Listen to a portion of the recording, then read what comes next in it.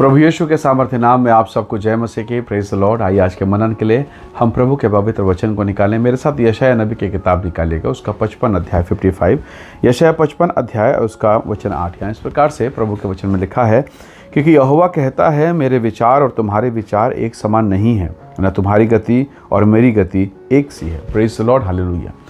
परमेश्वर के लोगों, यशायाह के द्वारा परमेश्वर यहोवा लोगों से बात कर रहा है। वो लोगों को बताता है, तुम्हारे सोच में मेरे सोच में, तुम्हारी गति मेरी गति में ज़मीन और आसमान का अंतर है।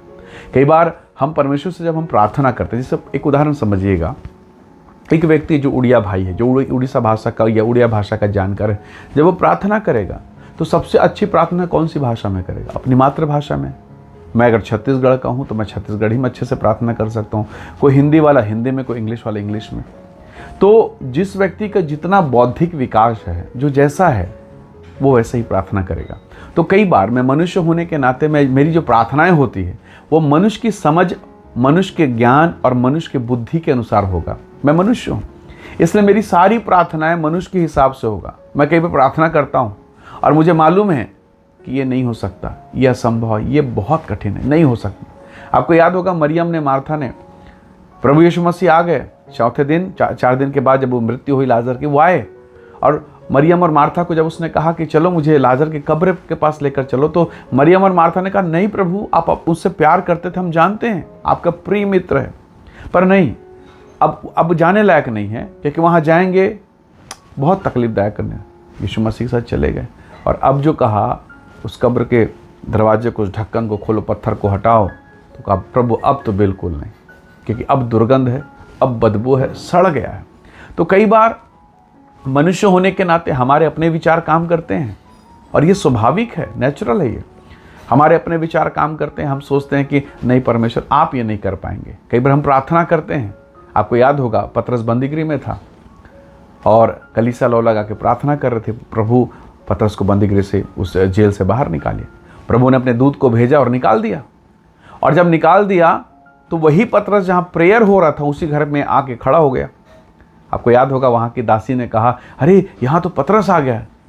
सारे प्रार्थना करने वाले, नहीं नहीं नहीं नहीं, वो पतरस हो ही नहीं सकता। तो भाई, आप प्रेयर किस लिए कर रहे हैं? और जब प्रभु ने प्रश्न का उत्तर दे दिया, समस्या का समाधान कर दिया, पतरस को बाहर निकाल दिया, आप विश्वास करने को तैयार नहीं। तो मनुष्य होने के नाते ये प्रवृत्ति हमारे भीतर में पाई जाती है।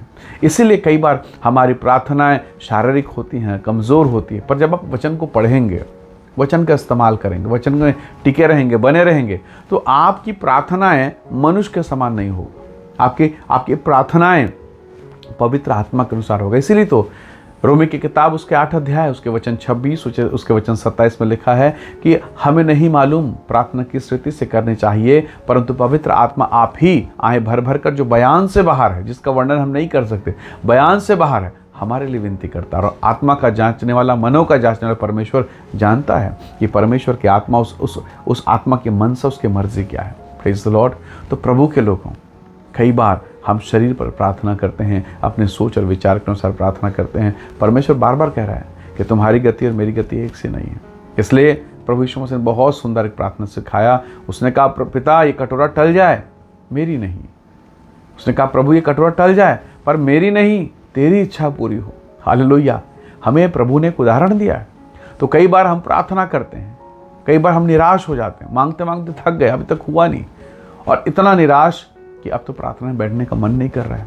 तो ऐसी दशा में क्या करें? परमेश्वर के वचन के अनुसार बने रहें, प्रार्थना में बने रहें, परमेश्वर से बड़े बड़े कामों की आशा करें, क्योंकि आप जिसकी आराधना करते हैं वो महान परमेश्वर है। हालेलुया। आप जिसकी महिमा करते हैं वो सृष्टिकर्ता, सृजनहार, जिसके एक शब्द कहने से इस पृथ्वी का निर्माण हुआ है। हालेलुया। तो प्रभु के लोगों, उसके बनाने से जब सब कुछ बन गया, तो क्या वो आपके जीवन को नहीं बना सकता? जरा सोचिए, पूरी कायनात को उसने बोल के बनाया, उसमें से थोड़ा सा मिट्टी लिया, मिट्टी का ढेला लिया और आपको और मुझको बनाया। अब इस मिट्टी का ढेला यानी मैं और आप, क्या वो हमारे देह पर अपनी सामर्थ्य के द्वारा चमत्कार नहीं कर सकता? जब वो पूरे मिट्टी को, पूरे विश्व को, पूरे ब्रह्मांड को, पूरी सृष्टि को, पूरे यूनिवर्स को जब वो बना सकता है, तो मैं तो एक छोटा सा प्राणी हूँ। बहुत कठिन लगता है कई बार ये बात समझना, पर परमेश्वर का वचन कहता है, वो हमारा कुम्हार और हम उसके हाथों की रचना है। वो हमारा चरवाहा और हम चराई की भेड़ें हैं। Praise the Lord. इसलिए आज जिस विषय को लेकर आप परेशान हैं, बेटा को, बेटी को लेकर, उनके पढ़ाई लिखाई को, उनके शादी ब्याह को लेकर, क्यों ना इन सारे बोझों को हम परमेश्वर के चरणों पर दें। उसने कहा है, बोझ से दबे लोगों मेरे पास आओ, मैं तुम्हें विश्राम दूंगा।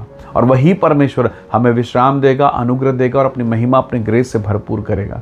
तो आज के इस दिन में निराशाओं को किनारे करके हम प्रार्थना में बने रहें। हम विश्वास करें कि मेरा परमेश्वर मेरे सोच और मेरे विचार से, मेरी बुद्धि, मेरी क्षमता से कहीं अधिक दे सकता है। पतरस ने कहा, प्रभु या 5 रोटी और 2 मछलियां, या कुछ भी नहीं हो सकता, और इतने में क्या है? उसने कहा, लाओ तो सही। 12 टोकरियां उन्होंने उठाया है। हालेलुया। सो परमेश्वर के वचन पर, परमेश्वर के शब्दों पर हम भरोसा करें कि हमारा परमेश्वर महान है, वो अद्भुत काम करने की सामर्थ्य रखता है।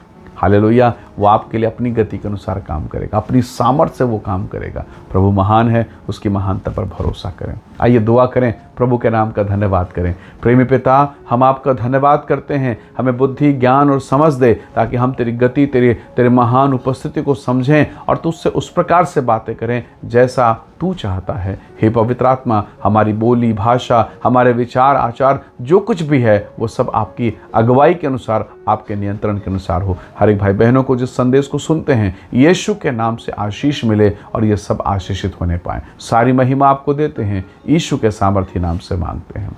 आमीन, आमीन। प्रभु आप सबको बहुत ऐसे आशीष दे। परमेश्वर का अनुग्रह आप सबके साथ हो। Praise the Lord. जय मसीह।